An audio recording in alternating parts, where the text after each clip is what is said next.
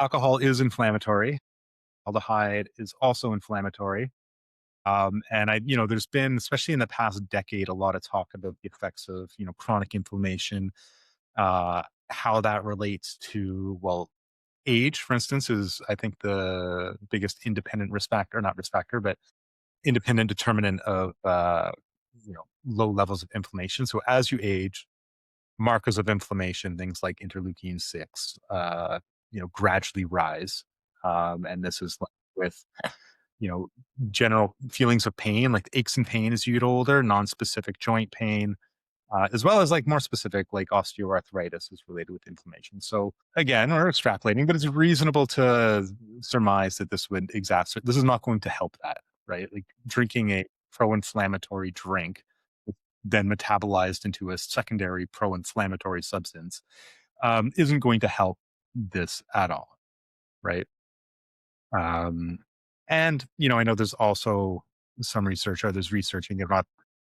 I don't want to get this sort of biochemist chemistry heavy, but the links between metabolic syndrome and inflammation and cancer, and like there's a lot going on there. That's I think more than people want to listen to us casually discuss, but alcohol's not going to help that. Um, and yeah, it's something out. Here's we're reading off this list of things we wanted to discuss, and I think this one would be a good one for you. And I know this is more. My understanding is this is more long term, right? Alcohol disrupting nutrient absorption, right? So I know like vitamin A, for instance, alcoholics, so people with like long-term heavy drinking tend to be low in vitamin A. I don't know if you want to, there's much more to say about that or.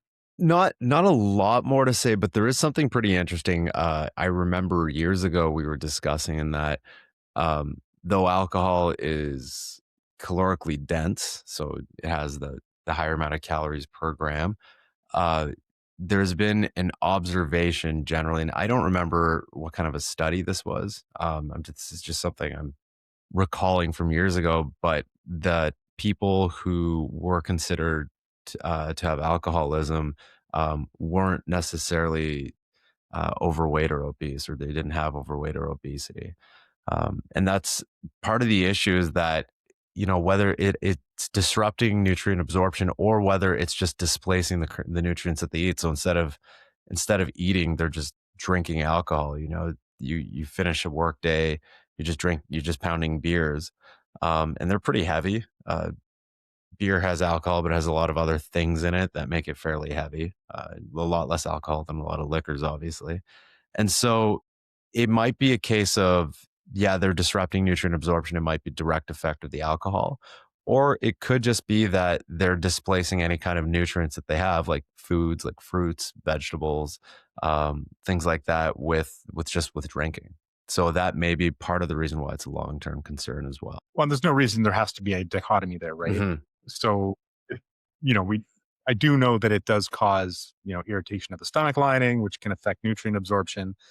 And, that long term coupled with, like you said, displacing food, Hmm. like looking for, it's not like, yeah, it's not much else in it, right? Like, it's not like it's full of nutrients. It's not full of micronutrients. It's not full of protein. It's not full of anything but alcohol and sometimes a little bit of sugar. Yeah. So I think it's a good way to think of it. It's sort of like a 1-2 effect, right? Like you've got this direct effect where it's irritates the stomach. I know for me, and this is probably because I drink so infrequently, but if I have more than like 2 beers, like the next day, my intestines are not happy. And Yeah. it's pretty clear in my bathroom is this that I'm not absorbing a lot, I feel like which I is need to start pounding kefir after because blood sugar. my gut bacteria has probably all been just messed and discombobulated. We're, they're not usually happy with me. No. So